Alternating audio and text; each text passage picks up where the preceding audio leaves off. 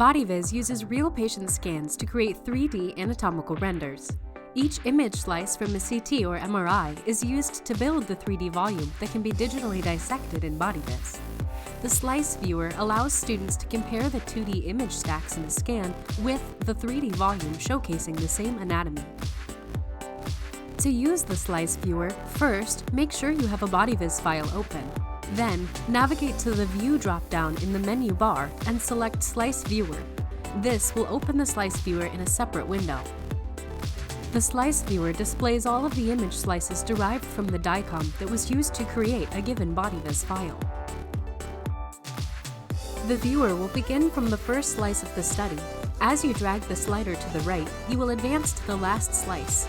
Often, the images will be viewed from an inferior perspective. You may want to move the volume to orient it from the same view as the slice viewer. Clicking Show Hide Bounding Box in the View menu can help you easily tell if the volume is aligned. You can create an inferior clipping plane as well and slice away at the volume to match up with what you see in the slice viewer. The Slice Viewer has other features included in the drop-down menu on the bottom left. Click the drop-down menu to open a list of options. We are currently on the Slice Number option, which allows us to view the 2D images in succession. Selecting Tissue Type will allow you to apply any tissue type created in the BodyViz file to the 2D images. By default, the tissue type will be set to Full.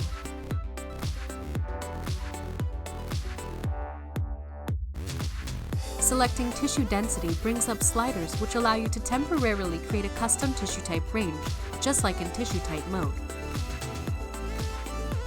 Selecting Coloring allows you to apply the different color filters available in coloring mode, such as muscle and bone.